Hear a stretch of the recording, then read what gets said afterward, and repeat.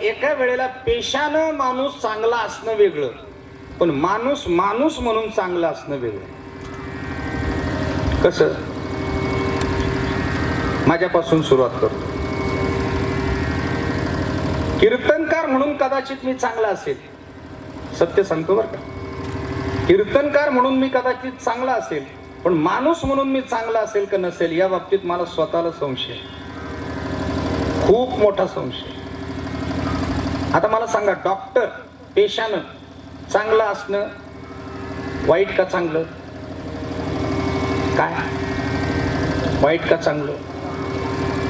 पेशानं doctor असणं चांगलं आहे. पण मग आज आमच्या मुलांना मुली भेटत नाहीये, मुली कमी झालेल्या आहेत, याला कोण जबाबदार आहे? डॉक्टरच जबाबदार आहे. पेशानं तो डॉक्टर आहे, डॉक्टर म्हणून चांगला आहे. कितीतरी मुलींची कत्तल केल्यामुळे माणूस म्हणून तो चांगला नाही. अजून थोडस पुढे जाऊन बोलतो. संसद भवनावर अतिरेक्यांनी हल्ला केला होता. अँबेसिडर मध्ये RDX भरलं होतं आणि आदळायचं होतं, आणि ते गेले पण होते तिथपर्यंत, संसद भवनापर्यंत. पूर्ण खासदारांनाच मारायचं होतं. त्याचा मास्टर माइंड होता काश्मीरचा अफजल गुरु. तो MBBS होता, म्हणजे डॉक्टर होता. आणि आताही आग्र्यामध्ये जो बॉम्बस्फोट झाला त्याच्यामध्ये जी सर्व टीम होती त्यामध्ये ते डॉक्टर लोक. आता दुसऱ्याचा जीव वाचवणं हे डॉक्टरचा पेशाचं काम आहे. पण यांनी नियोजनच असं केलं होतं, जवळजवळ 3300 क्विंटल RDX जमा केलं होतं आणि 33 गाड्यांमध्ये ते भरून दिल्ली आग्र्यामध्ये वेगवेगळ्या ठिकाणी त्या गाड्या पार्क करून किमान 10 लाख लोक मरतील एवढी व्यवस्था त्यांनी केलेली होती. मला सांगा, डॉक्टर असणं चांगलं की माणूस म्हणून चांगलं असणं योग्य? माणूस म्हणून चांगलं असणं. इंजिनियर असणं चांगलं का वाईट? सिव्हिल इंजिनियर लोकांना घरं बांधून देतो, निवारा देतो, चांगलं की वाईट? तुमच्या माहिती करता सांगतो मी, Osama bin Laden civil engineer होता. अमेरिकेचे वर्ल्ड टावर ज्यानं पाडले ना, आणि किती सहजगत्या पाडले, तो इंजिनियर होता. तेवढं टेक्निक होतं त्याला. कोणत्या मजल्यावर नेऊन आदळल्यानंतर किती पेट्रोल आहे आणि किती हीट तयार होऊन स्टील वितळत, आणि वरच्या मजल्यांचा बोजा खालच्या बिल्डिंगवर येऊन ती बिल्डिंग कशी कोसळत याचं पूर्ण ज्ञान त्याला होतं. म्हणून ते काम तो करू शकला. कितीतरी निरपराध लोक मेले. मला सांगा, माणूस म्हणून हे चांगलं आहे का? म्हणून जगात असा माणूसच नाही की ज्याच्याकडून चूक घडत. पहिलं वाक्य संपलं. आणि दुसरं वाक्य असं आहे, बिनचूक आहे तो देव आहे. कोण आहे? ज्याला घरी बायको तांब्या भरून देत नाही तो देवाच्या चुका काढायला सुरुवात करतो. पुढे गेला तुमचा देव? आहे का तुमचा देव? तरी म्हणतात ना लोक, अरे तो बिनचूक आहे म्हणून देव आहे. ज्या दिवशी आमच्याकडून एकही चूक घडणार नाही त्या दिवशी आम्ही सुद्धा देव आहोत.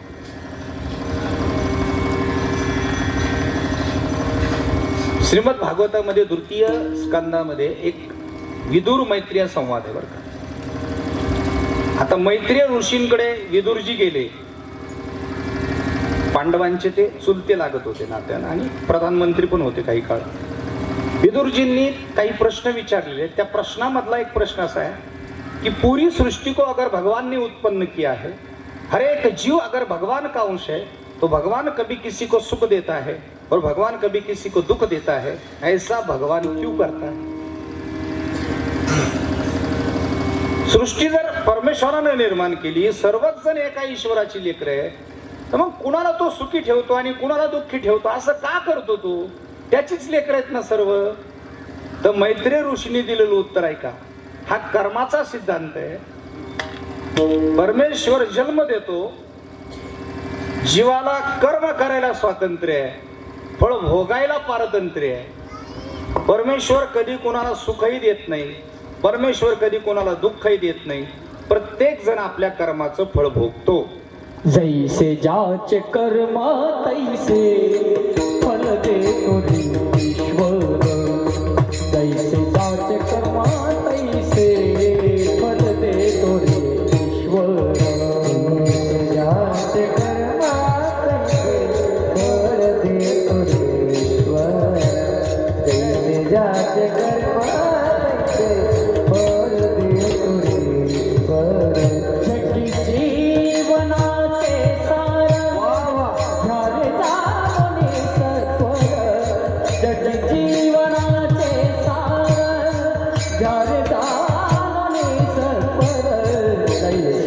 कर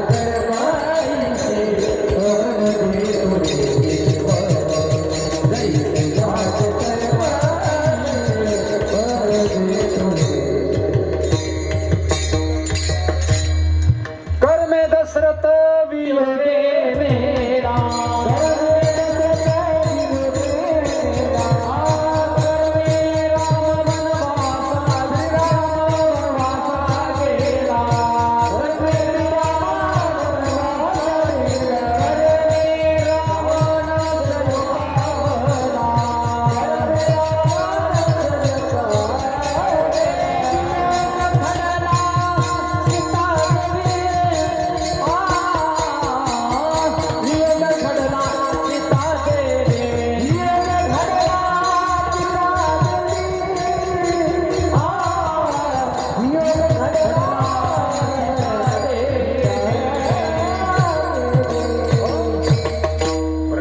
ही सगळ्यात मोठी चिंता होती मला धीरज साहेब. बाकी इतकं सुंदर नियोजन आणि एवढी सुंदर मला साथीला मिळाली महाराज म्हणजे. ऐका, कर्मे दशरथ वियोगे मिळाला. कोणी कोणाला सुख देत नाही, कोणी कोणाला दुःख देत नाही. प्रत्येक जण आपल्या कर्माचं फळ भोगतो. कर्माचं फळ जीवाला चुकलं नाही, देवाला चुकलं नाही, देवाच्या बापाला राजा दशरथाला चुकले. लक्षपूर्वक ऐका. रामचरित मानस ग्रंथातलं उदाहरण आहे. गोस्वामी तुलसीदासजी लिहितात, ज्या वेळेला श्रीरामाला वनवासाला जाऊन 6 दिवस पूर्ण झाले, अयोध्येचे प्रधान त्यांना अयोध्येमध्ये वनवासात सोडून आले. 6 दिवसानंतर ज्या दिवसापासून श्रीराम वनवासाला गेले होते तेव्हापासून राजा दशरथजी हे अंथरुणावर पडून होते. अन्न पाण्याचा त्याग केलेला होता आणि तोंडातनं फक्त राम राम शब्द निघत होता. अश्रूंच्या धारा डोळ्यातनं वाहत होत्या आणि त्याच अंथरुणाच्या उजव्या बाजूला डोक्याजवळ कौसल्या आणि डाव्या बाजूला सुमित्रा बसलेली होती. आणि अयोध्येचे प्रधान सुमंतजी ज्या वेळेला आले त्यावेळेस त्यांनी जय जीव अशा शब्दाचा उल्लेख केला. कारण राजा दशरथ आणि सुमंत भेटल्यावर सुमंतजी जय जीव असा उल्लेख करायचे. ते ऐकल्याबरोबर राजा दशरथाने ओळखलं की अयोध्येचा प्रधान सुमंत आला. विचारलं, सुमंत आये तू? जी अन्नदाता आया हो. लाए मेरे लाम को? नहीं अन्नदाता. लखन को लाए? नहीं अन्नदाता. मेरे बैदेही को जानकी को लाए? नहीं अन्नदाता. क्यों नहीं लाए? क्षमा कीजिए अन्नदाता, क्षमा कीजिए. 14 साल से पहले तीनों में से कोई नहीं आए. राजा दशरथजी डोकं बडवू लागले आणि राजा दशरथजी ठीक आहे, राजा दशरथजी कौशल्याला म्हणतात, कौशल्या मला एक वचन दे, मला एक वचन दे, मुझे एक वचन दे दो. अगर मैं मर जाऊंगा तो मेरे इस शरीर को उस पापिनी कैके को स्पर्श मत करने देना. उसकी वजह से मेरा राम वनवास चला गया. मैं मर जाऊंगा और उसने अगर मेरे शरीर को, प्रेत को स्पर्श किया तो स्वर्ग में जाकर भी मेरी आत्मा को शांति नहीं मिलेगी. अब मैं जिंदा नहीं रहने वाला. कौशल्या, कौशल्या कहने लगी, महाराज धीरज रखिए, ऐसा अभद्र मत बोलिए. अयोध्या जहाज है, राम का विरह समंदर है, अयोध्या के प्रजाजन मुसाफिर है और आप इस जहाज के कप्तान हो महाराज. और समंदर में जहाज के कप्तान ने धीरज खो दिया तो ये जहाज कभी भी किनारे तक नहीं जा सकता. महाराज धीरज रखिए, धीरज रखिए. नहीं कौशल्या, राम मेरा प्राण है और मैं प्राण के सिवाय नहीं रह सकता. सुमित्रा तोंडाला हाथ लावते, ऐसा मत बोलिए. कौशल्या, सामने वाली दीवार पर तुझे कुछ दिखाई पड़ रहा है? समोरच्या भिंतीवर तुला काही दिसतंय? कौशल्या म्हटली, काही नाही महाराज. सुमित्रा, तुला दिसतंय काही? नाही महाराज. सुमंत, तुम देखो सामने वाले दीवार पर क्या है? कुछ नहीं महाराज, दीवार है. नाही नाही नाही, मला समोरच्या भिंतीवर काहीतरी चित्र दिसतंय. आणि एक लक्षात ठेवा, प्रत्येक दशरथाला मृत्यूच्या समयाला एक चित्र दिसत असतं. ते चित्र कोणतं असावं ते त्या दशरथावर अवलंबून असतं.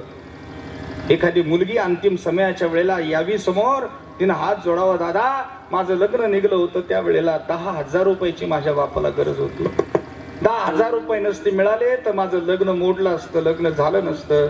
पण त्यावेळेला तुम्ही सहकार्य केल्यामुळे आज मी सुखात नांदते. दादा, तुमचा मृत्यू जरी झाला तरी तुमच्या आत्म्याला सद्गती लागेल. हे प्रत्येक दशरथावर अवलंबून आहे. पण राजा दशरथाला समोरच्या भिंतीवर काय दिसत होतं? कौशल्या, बघ, मी एका झाडाच्या दाट पाल्यामध्ये लपून बसलेलो आहे, तळ्याच्या काठावर. कोणीतरी श्वाप देईल आणि अचूक मला टिपता येईल या उद्देशाने मी थांबलेलो आहे.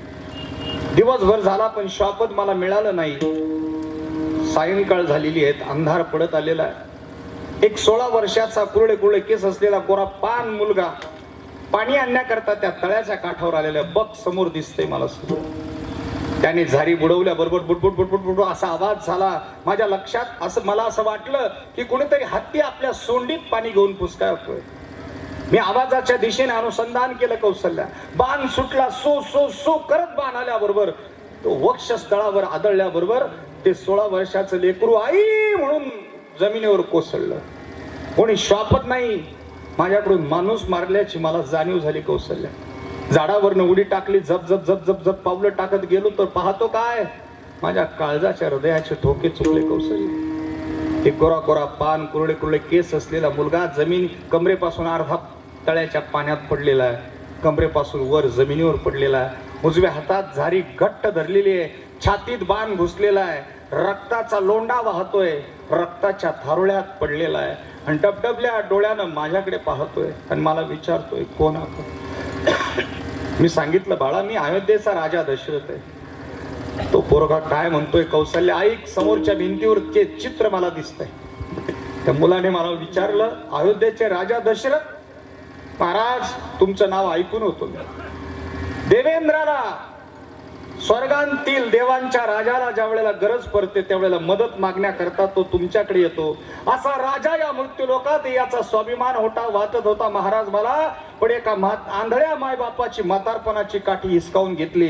हा कोणता पुरुषार्थ आहे तुमचा महाराज. मरतोय महाराज, मरतोय, हो मरतोय मी मरतोय याचं दुःख नाही राजा, पण माझे आंधळे मायबाप सकाळपासून पाणी पाणी करतायत रे. पाणी पाणी करतायत, पाणी पाच द्यायचं, पाणी पाणी करतायत. पाण्याविना माझे बाप मरतील रे राजा, मरतील. मला वचन दे माझ्या आंधळ्या मायबापांना पाणी पाचशील म्हणून मी सुखानं प्राण सोडतो. मी त्याचं डोकं मांडीवर घेतलं कौशल्या. हातात हात घेऊन वचन दिल्या बरोबर त्या लेकरानं मान टाकली. पण झारी मृत्यूनंतर अशी घट्ट पकडलेली आहे. झारीतनं बुट बुट बुट बुट पाणी खाली पडतंय. त्याच्या हातातली झारी कशी बशी सोडवली कौशल्या. क्षत्रियाचं काळीच माझं, पण मी अश्रूचा बांध नाही रोखू शकलो कौशल्या. त्या झारीतनं पाणी घेतलं आणि आवाजाच्या दिशेनं शोध घेत घेत घेत मी निघालो. शराला तो धावून आला विभाळाला तो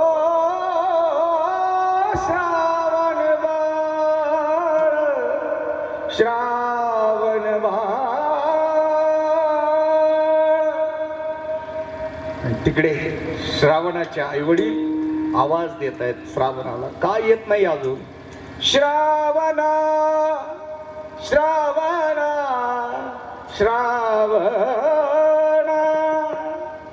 माझ्या पावलांची चाहूल लागल्याबरोबर कौशल्या त्यांचे कान टवकारले. त्यांना वाटलं त्यांचं लेकरू आलं. आलास का बाळा तू?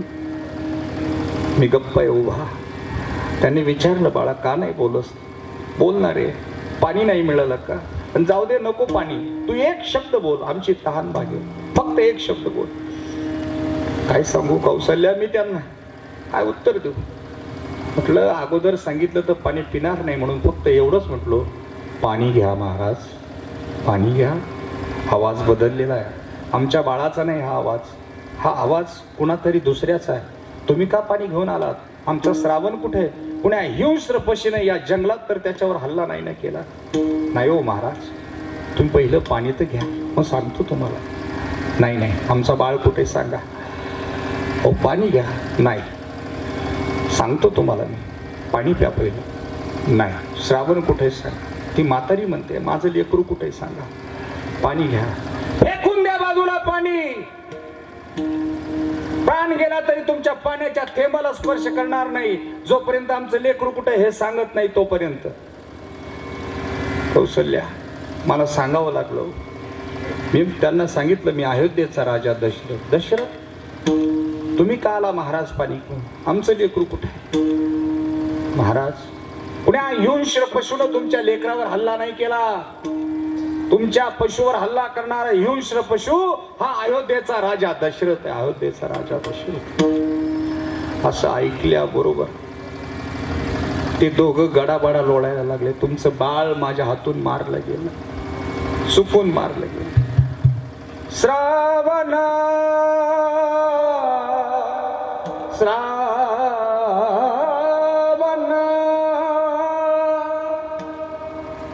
गडाबडा लोळता लोळता त्या आंधळ्या माय बापांनी मला श्राप दिला. कौशल्य राजा,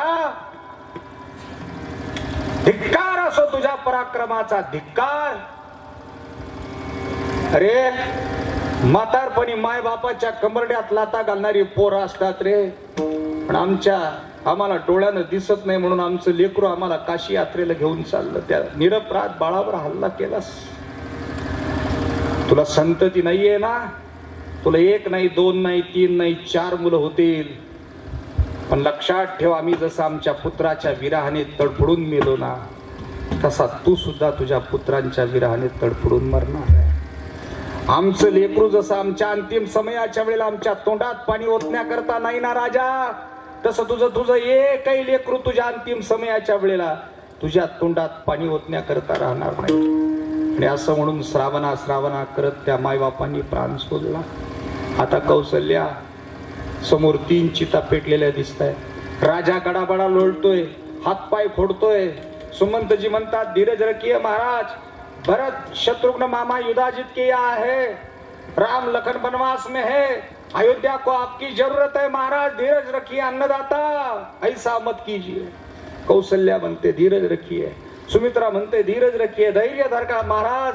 नाही नाही नाही नाही. ते बघा ते बघा ते बघा ते बघा ते बघा, समोर 3 चिता पेटलेल्या आहेत. एका चितेवर श्रावण आहे, एका चितेवर श्रावणाची आई आहे, एका चितेवर श्रावणाचा बाप आहे. आणि ते तिघही माझ्याकडे बघून हसतायत आणि हसून म्हणतायत, राजा आमचा श्राप खरा ठरला राजा. आम्ही जसं आमच्या पुत्राच्या विरहाने तडफडून मेलो, तसा आज तू सुद्धा तुझ्या पुत्राच्या विरहाने तडफडून मरणार आहे. आणि आमच्या अंतिम समयाच्या वेळेला जसं आमचं लेकरू आमच्या तोंडात पाणी ओतण्या करता नव्हतं राजा, तसं एकही लेकरू आज तुझ्या तोंडात पाणी ओतण्या करता. 4 पुत्र दशरथा, अंतकाळी एकही न होता, अंतकाळी एकही न होता, अंतकाळी एकही न होता. 4 पुत्र दशरथा, अंतकाळी एकही न होता, अंतकाळी एकही न होता, अंतकाळी एकही न होता.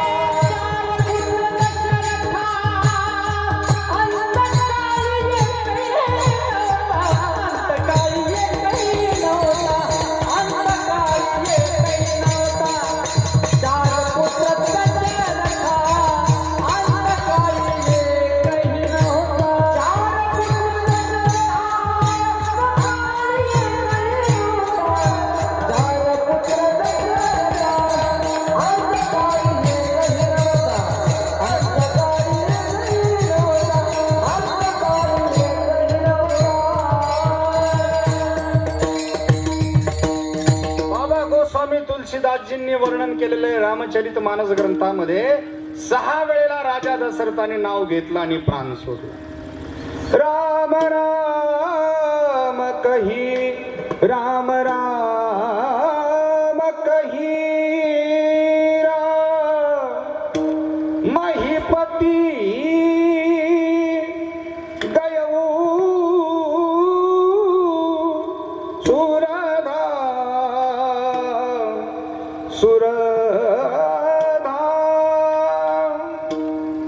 म्हणून विंचूक आहे तो देव आहे. विठला विठला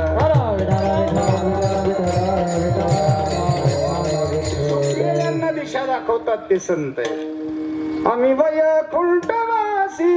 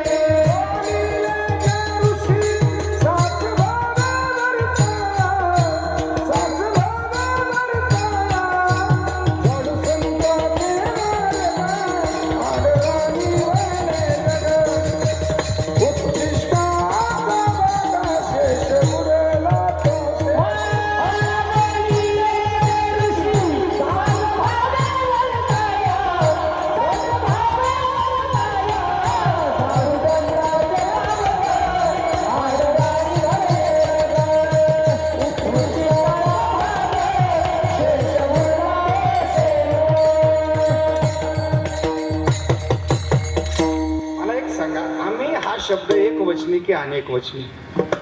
अनेक वचनी. म्हणजे तुकोबराय म्हणतात मी एकटा नाहीये, आमच्या लोकांचा एक वर्ग आहे, तो समाजात याच कामा करता आलेला आहे. काय कामा करता आलेला आहे? जे ऋषी बोलले, पदरचं नाही बोलत बरं का तुकाराम. जे ऋषी बोलले, काय बोलले? साच बोलले. साच शब्दाचा अर्थ सत्य आहे. सत्य शब्दाचाच एक शब्द आहे, म्हणजे नाव आहे सत्यालाच, सनातन. आणि सनातन हा आपला धर्म आहे, वैदिक सनातन हिंदू धर्म. आपले जे ऋषी मुनी होते, एक जणाने मला विचारलं होतं, महाराज ऋषी कोणाला म्हणायचं आहे? मी 21व्या शतकाला अनुसरून त्याला उत्तर दिलं. म्हटलं बेटा, जो रिसर्च करतो, इज अ सायंटिस्ट, शास्त्रज्ञ. त्याने मला प्रश्न केला, कोणत्या कोणत्या विषयावर तुमच्या ऋषीमुनींनी रिसर्च केला? मी त्याला सांगितलं, जगात असा विषय नाही की ज्या विषयावर आमच्या ऋषीमुनींनी रिसर्च केलेला. तळपते नावाच्या एका ग्रहस्थाने विमान अगोदर तयार केलं होतं, राईट्स बंदींच्या पण अगोदर. जगाला शून्य आम्ही दिलेला आहे.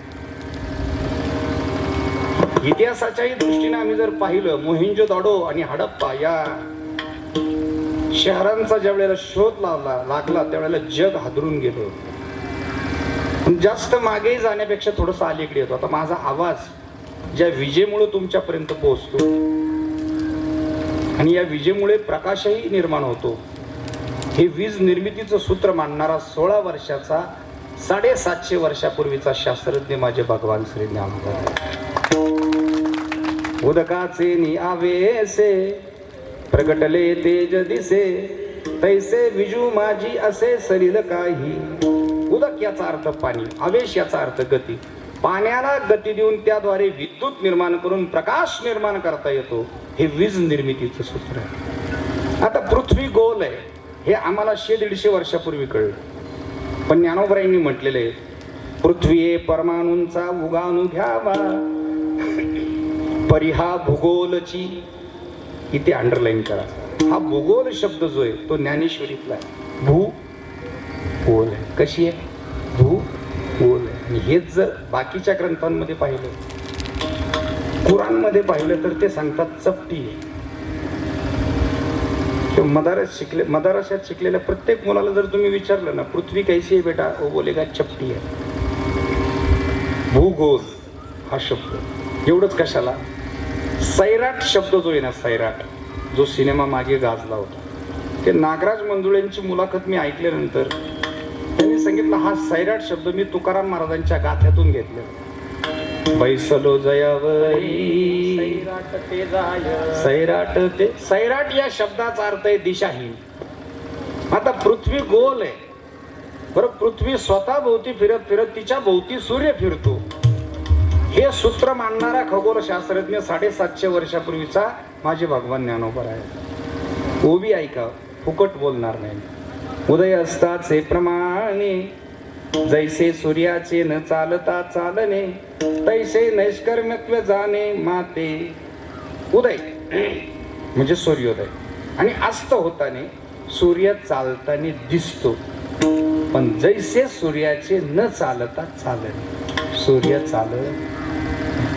आणि हा शोध ज्या कॉपरनिकस गॅलिलिओनं लावला, इटलीतला, तर धर्मांध ख्रिश्चनांनी याच्यावर पहिलं म्हणजे मारायचाच प्रयोग केला, जिवे. आणि नंतर चर्चमध्ये त्याच्यावर केस दाखल केली. याचं कारण आहे की बायबलमध्ये असं लिहिलेलं आहे की पृथ्वी भोवती सूर्य फिरतो, आणि हे धर्मद्रोहाचं काम केलं म्हणून कॉपरनिकस गॅलिलिओला मारायचा प्रयत्न झाला. त्याच्यावर केस झाली, आणि ती केस 93 साली, आत्ताच्या 1993 साली जे पोप आलते का भारतामध्ये, त्यांच्या काळात ती मागं घेतली.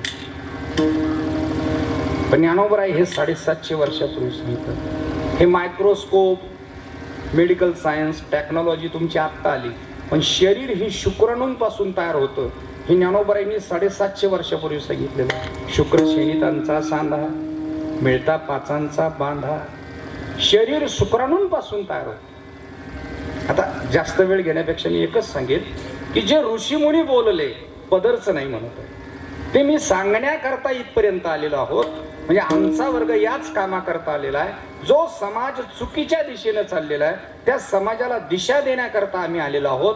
मग आता दिशा देत असताना तुकोबराय सांगतात की बाबा तू त्या भगवंताला विसरलेला आहेस तर मग सांग बरं पहिलं चरण आहे.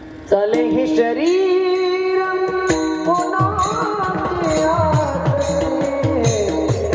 चले हे शरीर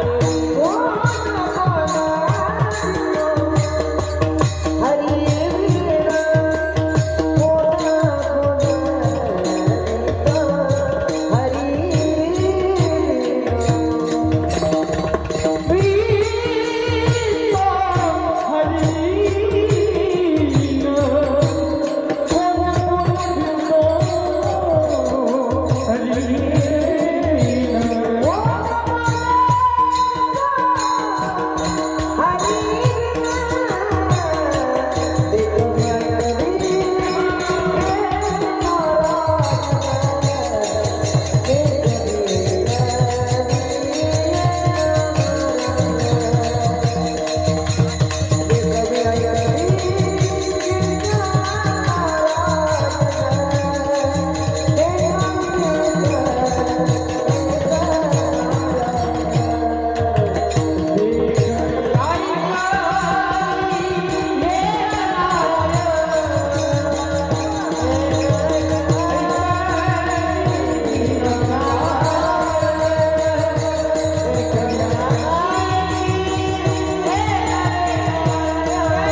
आसरे,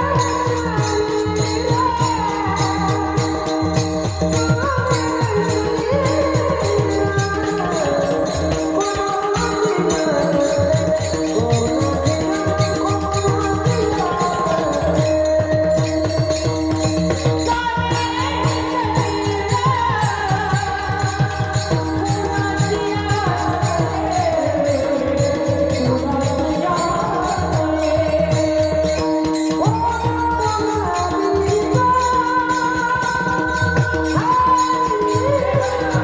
हे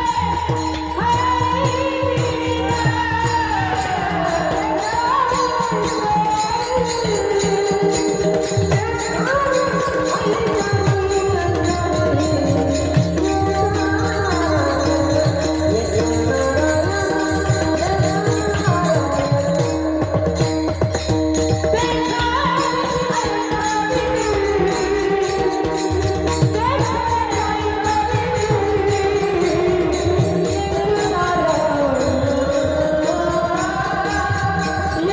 कोणाचे आसरे, चले हे शरीर हे शरीर कुणाच्या सत्तेनं चालतं? हे शरीर कुणाच्या सत्तेनं चालतं? आम्ही आमच्या पायानं चालत आलो. चाले हे शरीर पायाची आहे सत्ते. आता मला एक सांगा, तुम्ही प्रेत पाहिलं का? हो प्रेत मड मौतील गेलेच नाही कोण. तुमच्याकडे माणसं मरत नाही का? नाही, आमच्याकडे मेल्यावर जाळी ते. तुमचं कसं वारल्यावर असं प्रेत असतं. प्रेताला कान नाही का? हो प्रेताला डोळे नाहीत का? हो प्रेताला पाय नाही का? हो पण जर खांदेकरी अवेलेबल नसले आणि आपण जर प्रेताच्या कानात बोललो, मडे बाबा विनंती विशेष अर्ज करतो की आपल्याला खांदेकरी अवेलेबल नसल्यामुळे कृपया स्मशानभूमीपर्यंत आपण पायी चालत जावे. चालल का ते? प्राण गेली या शरीरा, काय करी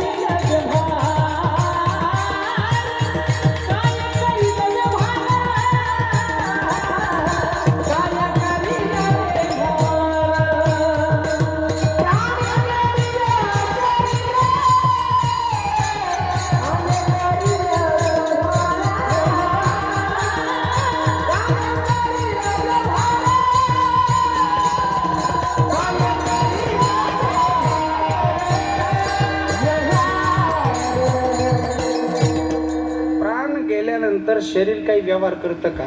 प्राण गेली या शरीर काय करी व्यवहार. आपण जर त्याला म्हणलं कृपया विनंती विशेष मडे बाबा स्मशानभूमीपर्यंत आपण चालत जावे, चालल का ते? ते चालल्यावर मौतीला लोक राहतील का? मड जर चालायलाच लागलं तर राहतील का?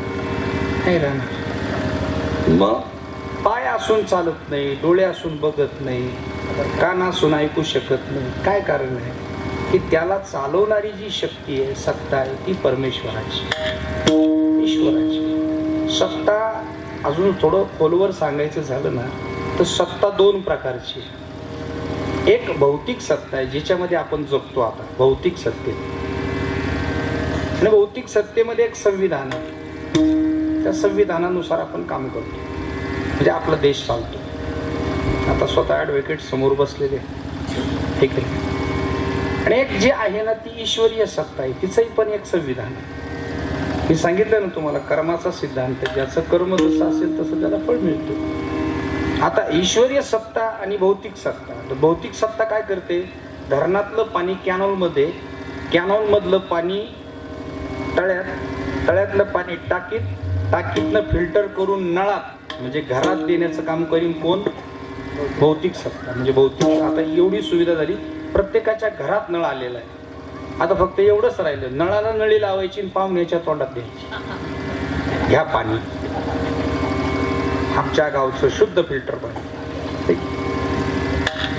धरणातून कॅनॉलमध्ये, कॅनॉलमधून तळ्यात, तळ्यातनं टाकीत फिल्टर करून नळात तुमच्या घरात देण्याचं काम भौतिक सत्ता करेल. आणि धरणात पाणी आणण्याचं काम,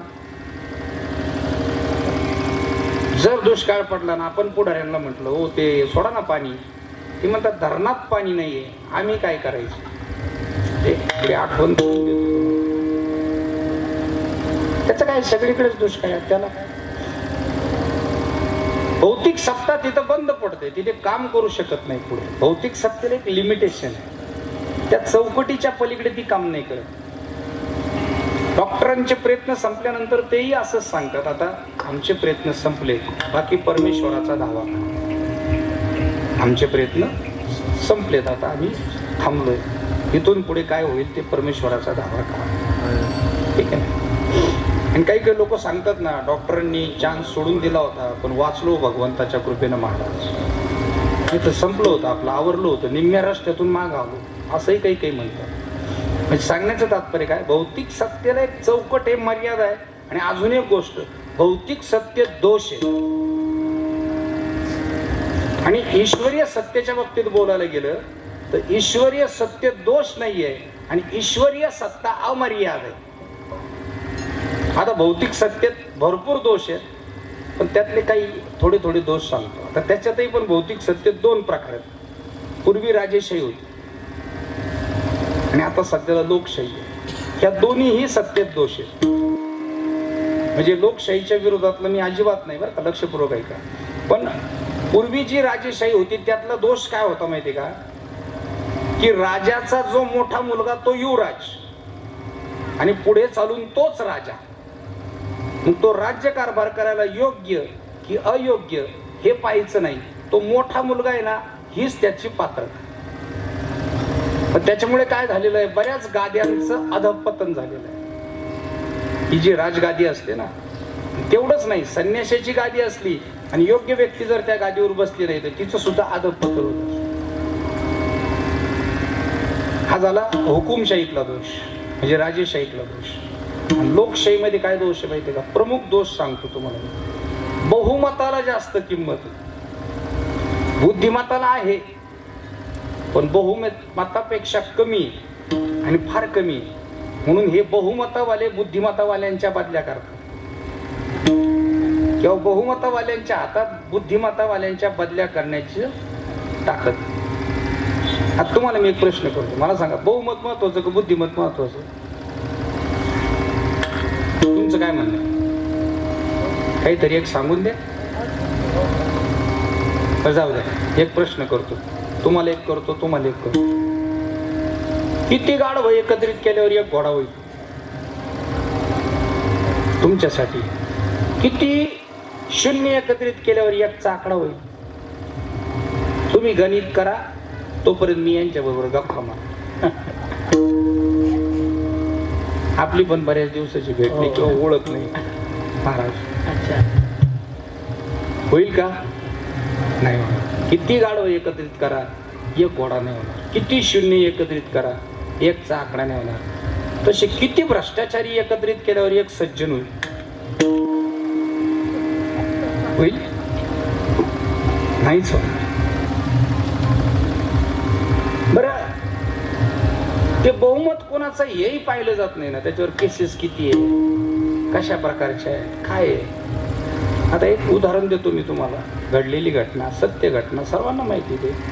99 साली चारा घोटाळा करणारे लालू प्रसाद यादव, त्यांचा गुन्हा सिद्ध झाला भाऊसाहेब. त्यांना 5 वर्षाची जेल पण झाली. पण ते जेलमधून पक्ष चालवित होते. नुसता पक्ष नाही चालवला, निवडून आणला, राबडी देवीला मुख्यमंत्री केलं. अंगठे बहादर होती बाई,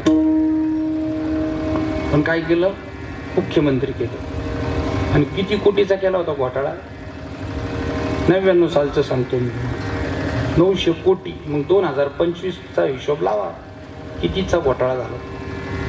आता काही लोक, म्हणजे त्याचं नाव का घेतलं माहिती आहे का मी? तिथं जाऊन कोणी सांगायचं नाही म्हणून घेतलं. महाराष्ट्रातल्या एखाद्या पुढाऱ्याचं नाव जर मी घेतलं, तुम्हाला 8 दिवसात एक बातमी वाचायला मिळेल. शिरी हरी भक्तीपरायण नवनाथ महाराज म्हस्के यांच्या अपघातात दुर्दैवी निधन. महाराजांच्या जाण्यानं प्रचंड मोठी पोकळी निर्माण झालेली आहे, आणि ती पोकळी कधी भरू शकत नाही. आमचं राम बोलो भाई, मुक्काम पोस्ट मसन भाई, तिथून परत येणेच नाही. मी महाराष्ट्रातल्या कुठल्याही पुढाऱ्याचं नाव घेऊ शकत नाही, लोकशाही असून सुद्धा.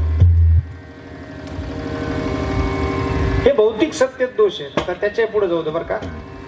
एवढ्या मोठ्या विषयात पडण्याला माझी योग्यता पण नाही आहे, आमचं ते काम पण नाही. आमचं काम कीर्तन भजन करणं आहे. पण तरी मी तुम्हाला एक प्रश्न करतो सहज, मला त्या विषयाची काही घेणदेण नाही बरं का. पण आरक्षण असावं का नसावं, तुमचं काय म्हणणं? मत मांडायला काय हरकत आहे? आणि मी कुठं निवडणुकीला उभं राहणार आहे, मलाही त्याची काय देणं घेणं. पण आपलं सहज चाललं गमतीनं विषय. असावं का नसावं? नसावं. बरोबर आहे, उत्तर एकदम बरोबर.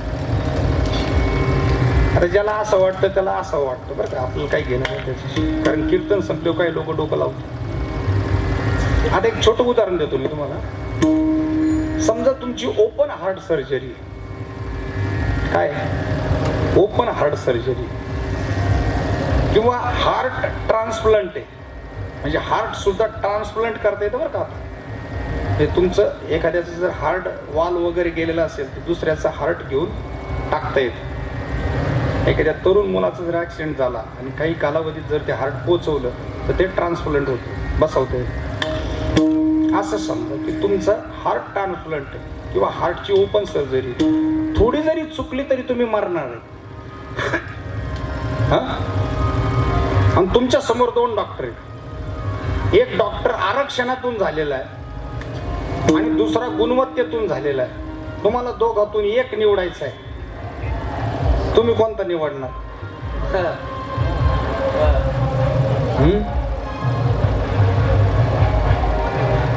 कोणता निवडणार? गुणवत्तेतला निवडणार का आरक्षणातला निवडणार? तुम्ही असं म्हणणार आहे का आरक्षणावाल्याला, भाऊ गरीब आहे,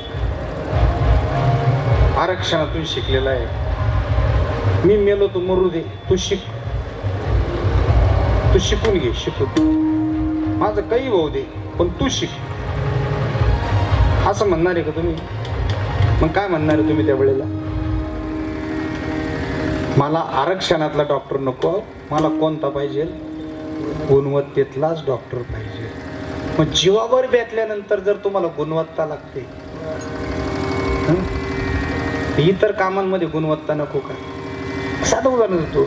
एखादा आरक्षणातून सिव्हिल इंजिनियर झाला, पुढे चालून त्यानं धरण बांधण्याचं कॉन्ट्रॅक्ट घेतलं, त्यानं धरण बांधलं, त्याच्यात काही चुका झाल्या, उद्या ते धरण फुटलं आणि लाखो लोक पाण्यात वाहून मेले, याला कोण जबाबदार आहे? कोण? भौतिक सत्ता जबाबदार आहे. विठाला विठाला विठ्ठला विठ्ठला विठ्ठला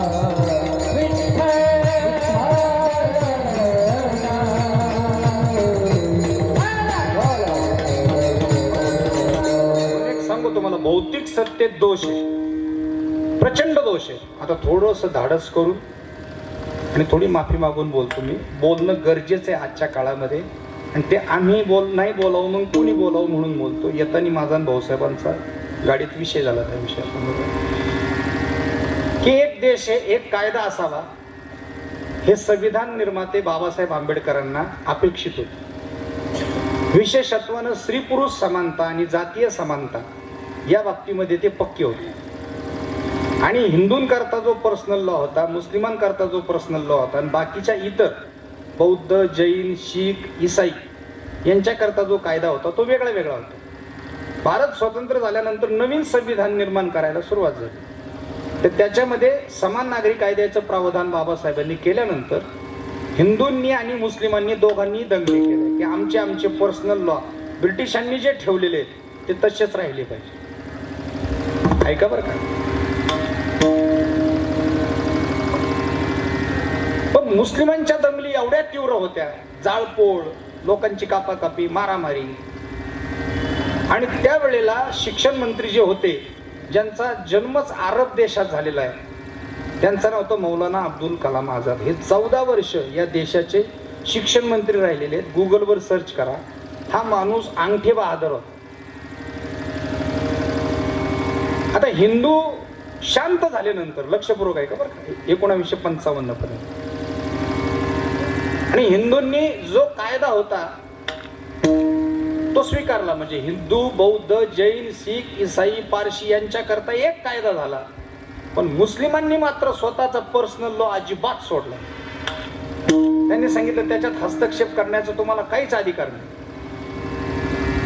आणि पूर्वीपासून त्यांचं जे काही बोर्ड होतं, जे कायदे तयार करायचं, त्याचं नाव होतं वक्फ बोर्ड. ते कायम राहिलं बरं का. अजूनही फौजदारीचे गुन्हे सिव्हिल कोर्टमध्ये होतात सर्वांचे, पण दिवाणी गुन्हे जे आहेत, जमिनीचे वाद, जमीन वाटप, घटस्फोट, हे कुठं होतात? दिवाणी गुन्हे असतात. बरोबर ना भाऊ? मग आता त्यांची एक स्वतंत्र कायदा करणारी व्यवस्था आहे आणि संसद भवन आणि राज्यसभा एक स्वतंत्र कायदे करणारी व्यवस्था आहे. थोडं डोक्यावरूनही जाईल काही लोकांच्या, पण बाबासाहेबांचं म्हणणं होतं की पूर्ण देशातील लोकांच्या करता कायदे करणारी एकच व्यवस्था पाहिजे. आणि आता किती झाल्या? 2 झाल्या. मग 2 कायदे करणाऱ्या व्यवस्था असताना सुद्धा आपल्याला काय शिकवलं माहिती का? हिंदू, मुस्लिम, शीख, ईसाई, हम सब भाई भाई. ठीक आहे, आपण सगळे भाऊच आहेत. माझा व्यक्तिगत कोणाशी रोष नाही मुस्लिमाशी बरं का. पण मी विचार करतो, मी तुम्हाला एक सांगतो, बापाला 4 मुलं आहेत, तर बापाला 4घांसाठी सारखा व्यवहार ठेवावा लागेल का वेगळा वेगळा व्यवहार ठेवावा लागेल? काय करावं लागेल? सारखा ठेवावं लागेल. वाटप कसं करावं लागेल? सारखं करावं लागेल. आणि एखाद्या पोरावर अन्याय झाला तर ते पोरग काय करी? आमच्याकडे एका पोराने डायरेक्ट बापाचाच खून केला. सत्य सांगतो, एकाने सुपारी देऊन खून केला. म्हणजे मला सांगण्याचं तात्पर्य काय, या देशामध्ये जर विविध जातींचे लोक राहतात, त्या देशामध्ये हिंदू, बौद्ध, जैन, शीख, ईसाई, पारशी यांच्याकरता एक कायदा आहे आणि फक्त मुस्लिमांकरता एक स्वतंत्र कायदे करणारी व्यवस्था आहे. तर मला सांगा, या देशामध्ये एकता येईल की अराजक माजेल का विभाजन होईल? साधं सांगा तुम्ही. आपल्याला लग्न करणं सोपं आहे. लग्न झाल्यानंतर बायको सोडणं लय अवघड आहे. तुमच्याकरता सांगतो माता बोल. आणि हे पण बाबासाहेब आंबेडकरांचेच उपकार आहेत बरं. तेवढा सन्मान स्त्रीला त्यांनीच दिला कायद्यानुसार. बायको सोडणं अवघड आहे. ज्या वेळेला प्रॉपर्टीतला अर्धा वाटा मिळेल, बरोबर ना बा हो साहेब, त्याच वेळेला घटस्फोटाच्या याच्यावरती सही करते. आणि आमच्या भावांना आम्ही भाऊ म्हणतो ना, त्या भावांना लग्न करणंही सोपं नाही, अवघड नाही, आणि सोडणंही अवघड नाही. फक्त 3दा मेसेज टाकायचा, तलाक तलाक तलाक, तू तिकडं मी इकडं. वरून 4 बायका करायला प्रावधान आहे वक्फ बोर्डनी दिलेल्या कायद्याच्या नुसार. किती बायका? 4. ती दुसरी गेली का तिसरी लगेच. दुसरी असताना तिसरी मनात भरली का तिसरी आणायची, चौथी मनात भरली का चौथी आणायची. आणि परत वाटलं बाबा पहिली पण बरी होती, तिला आणू आपण. तिला आणायची एक पद्धत आहे बघा. बरं का, स्त्रीच्या बाबतीमध्ये किती गलिच्छपणा हे मला तुम्हाला सांगायचं माझ्या माता वगैरे. मग तो गेला तिथं, तिला म्हटलं बाबा माझं चुकलं, जाऊ दे, चला आता घेऊ आपण मिटून, चल तू नांदायला. ती म्हटली ठीक आहे मी येते. पण त्याच्यासाठी यांच्या वक्फ बोर्डच्या नियमानुसार, शरिया कायद्याच्या नुसार किंवा कुराणच्या आयतीनुसार गुगलवर मोबाईलवर सर्च करा. मी बोलतो म्हणून नाही, ज्यांच्याकडे मोबाईल आहे ना त्यांनी गुगलवर जायचं, कुराण हिंदी सूर्य बकरा आयत नंबर 230 सर्च करायची. किती? पाठ करा. कुराण सूर्य बकरा आयत नंबर 230 हिंदी. अरबी नाही बरं का, अरबी काहीच कळणार नाही तुम्हाला, हिंदी किंवा मराठी म्हणा. मग तिला परत नांदवायला आणायला काय पद्धत आहे, तर तिनं अगोदर एखाद्या मौलाना बरोबर लग्न करायचं. लग्न करून त्याच्या बरोबर पत्नी सारखं राहायचं, शारीरिक संबंध ठेवायचे, तेव्हा ती परत पवित्र होती. ऐकलं तुम्ही? आणि तो मौलाना, मुफ्ती, काजी जर नाही मिळाला तर मग सासऱ्याबरोबर, दिराबरोबर, कोणाही बरोबर कबूल कबूल म्हणून निकाह लावायचा.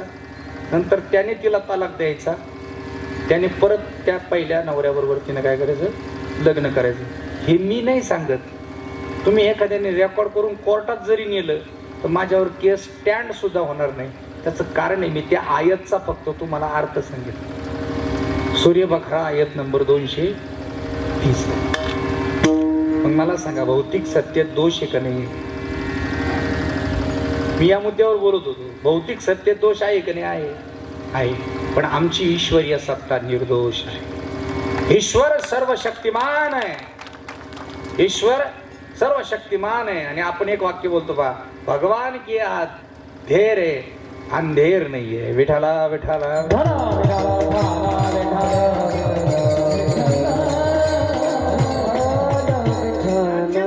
आमचं शरीर आमच्या सत्तेनं चालत नाही. मला सांगा, आपली जर आपल्या शरीरावर सत्ता आहे तर कोणता दिसायला कमी व्हावं वाटतं? वाटत असतं तर चष्मा लावला असता का? कोणाला वाटतं ऐकायला कमी यावं? वाटत असतं तर मशीन लावलं असतं का? कोणाला वाटतं दात पडावेत? वाटत असतं तर कवळी बसवली असती का? कोणाला वाटतं गुडघे झिजावे? वाटत असतं तर वाटी बसवली असती का? कोणाला वाटतं कंबर दुखावं? कोणाला वाटतं पाठ दुखावी? कोणाला वाटतं नाही, कोणाला शरीराच्या, कोणाला वाटतं माझे केस काळे व्हावेत, पांढरे व्हावेत? कोणालाच नाही वाटत. ते जाहिरातीवाले ना, माझा सलामी हो त्यांना. ते असे बरं का साहेब, एवढा मर्माला बोट घालते ते जाहिरात. संकल्पना सुचवणारे सुद्धा एवढे हुशार आहेत. मी सहज एक विनोद वाचला. विनोद, एक 4 वर्षाची मुलगी दुकानदाराकडे गेली. ती जाहिरातच तशी ती बरं का. एक सावळ्या रंगाची मुलगी गोऱ्या रंगाच्या मुलीला विचारते, तुम्हारी खूबसूरती का राज क्या है? ती लगेच म्हणते, फेयर इन लव, इसे लगाओ और देखो 6 दिन के बाद 6 दिन के बाद 6 दिन के बाद ऐसा निखार. 60 वर्ष गेले पण काळ्याची गोरी नाही. ह्या क्रीम खऱ्या दक्षिण भारतात पाठवल्या पाहिजे. ते काळे लोक गोरे एक पोरगी गेली दुकानात महाराज, आणि ते दुकानात गेल्यानंतर ते म्हणे काका काका काका फेअर अँड लवली आहे का? तो म्हणे आहे का बाळ, आहे ना बाळा, देऊ का? ती म्हणे मला नको देऊ काळ्या, तो आहे थोपाडाला लाव, मला तुला पाहिलं का भ्याव वाटत म्हणे. तसंच ते केसाचं जे आहे ना ते लय मार्मिक उदाहरण बरं का. ती मुलगी जाते मम्मी मम्मी मम्मी मम्मी तुम स्कूल चलो. मम्मी म्हणते बेटा तुम्हारे पापा को लेकर जाओ. मैं नहीं आऊंगी. ती म्हणते मैं पापा को लेकर नहीं जाऊंगी, पापा को सब अंकल अंकल काय के बुलाते हैं. हा बाप ऐकल्यानंतर त्याला लय मनात वाईट वाटतं. मी अंकल दिसतो म्हणजे वयस्कर दिसतो का? आणि मग तो आरशात जाऊन पाहतो. आरशात पाहिलं की त्याला त्याचे केस पांढरे दिसतात. याच केसांमुळे मी म्हातारा दिसतो. मग कातर घेतो, एक एक केस कापायला सुरुवात करतो, आणि तेवढ्यात एक आवाज येतो, एक एक बाल कैची से मत काटो, खाटो खोलो लगा दो. ते पुढी कापतं, खलवतं, डोक्याला लावतं, केस काळे होतात. मुलीच्या कार्यक्रमाला जातं बरं का, मुलीच्या कार्यक्रमाला जातं. आणि ती मुलगी नंतर तो कार्यक्रम झाला पप्पा म्हणून जवळ येते, अंगावर तो उचलून घेतो तिला. आणि मग नंतर एक परत वाक्य असतं, जवान हो तो जवान दिखो, बुढे हो तो जवान दिखो. असं म्हणलं का? नाही ना. जाऊ दे, अजून एक प्रश्न आहे बरं का, खरं सांगतो बरं का, त्याचं उत्तरच नाही आहे पण विचारतो. मला सांगा म्हातारपण वयाच्या कोणत्या वर्षी लागतो? किती म्हातारा झाला ना तरी त्याचं मन म्हणत नाही की मी म्हातारा आहे. खरं बोलावं म्हातारेनी, कीर्तनात खोटं नाही बोलत बरं का, अजिबात नाही वाटत त्याला मी म्हातारा झालो आणि वाटू पण नाही. ऐका, शेवटपर्यंत माणसाने मनाने तरुण राहावं, काहीच हरकत नाही. पण म्हाताऱ्याला सुद्धा वाटत नाही मी म्हातारा झालो. बरं, म्हातारपण यावं असं किती जणांना वाटतं? वाटतं का शरीराच्या बाबतीत? नाक मुख गळू लागले, लाळ आणि शेंबूड श्वानापरी गती झाली, अवघे करती हाड हाड.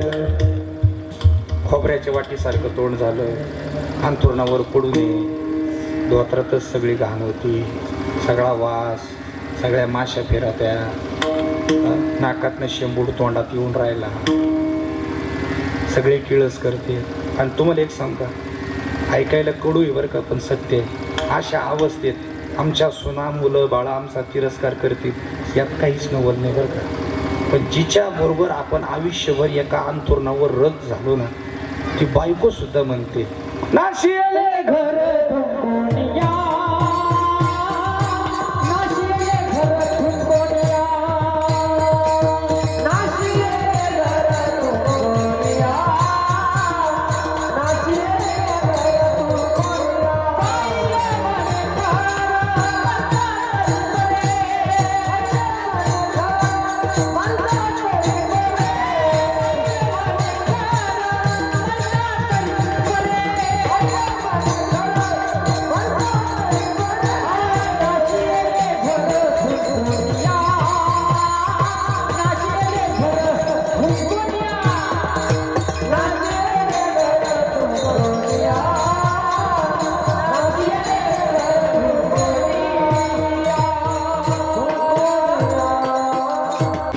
मी एका घरी गेलो, सत्य सांगतो, एक म्हातारं पडेल होतं गोठ्यात. तुम्ही कमून उठले? उठवू नाही मधू, लगेच जाऊन येता का? बरोबर घ्या. ऐका आता, फक्त येताना शितुडी घेऊन येऊ नका.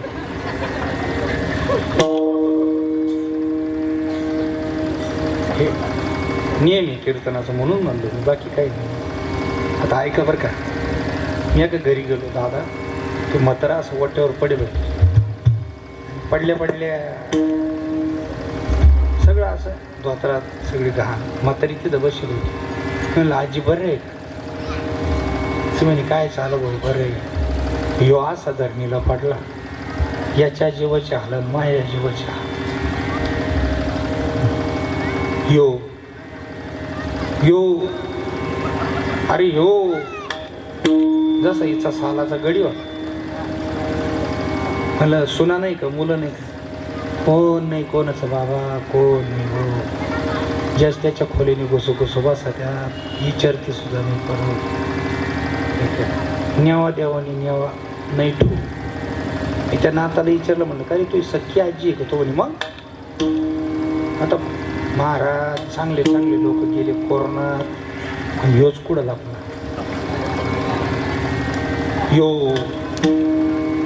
बरं त्याचं तोंडही हातात नाही, निवळ खायला मागत राहतो. अशी अवस्था आहे महाराज. म्हणून आपली शरीरावर सत्ता नाही. दाखवणारा ऐकवणारा बोलवणारा तोच तो आहे, त्याचीच सत्ता आहे. म्हणून महाराज म्हणतात त्याच्या भजनाला चुकू नको दुसरे चरण. देखवी आई का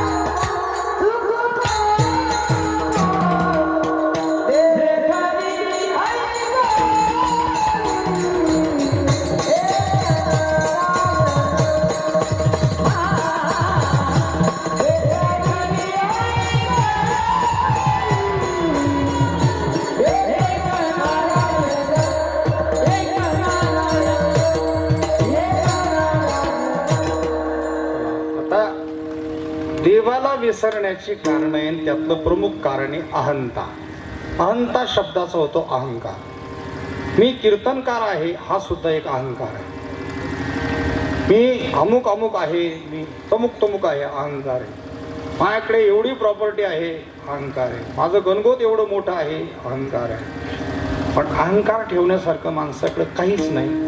ह्याच्यासाठी एक तुम्हाला मी अत्यंत सुंदर विज्ञानाला धरून उदाहरण देतो. बघा आपण पृथ्वीवर राहतो. इकडे लक्ष द्या सर्वांनी. फक्त 10-15 मिनटं राहिले, 10 मिनटं राहिले. बघा आपण पृथ्वीवर राहतो आणि आपल्याकडे अहंकार ठेवण्यासारखं काहीच नाही. त्याचं कारण काय माहिती आहे का? या पृथ्वीवर जवळजवळ 71% पाणी आहे आणि 29% जमीन आहे. किती? 71% पाणीच आहे आणि 29% जमीन आहे. वेळ आल्यानंतर ही 29% जमीन कशी पाण्यात विरघळेल? तर आपल्याकडे अहंकार ठेवण्यासारखं काय आहे? म्हणून महाराज तिसऱ्या चरणात मनसासी देवा मनसासी देव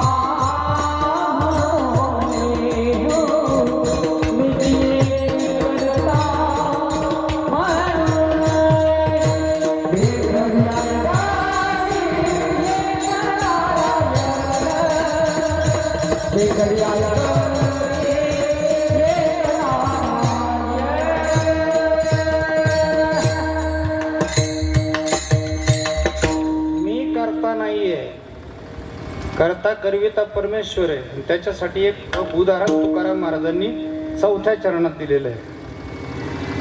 वृक्षाची पाने. वृक्षाची पाने हाले जाची सता, वृक्षाची पाने हाले जाची सता, वृक्षाची पाने हाले जाची सता, वृक्षाची पाने हाले जाची सता, वृक्षाची राहिली आहावा मगो, राहिली आहावा मगो, राहिली आहावा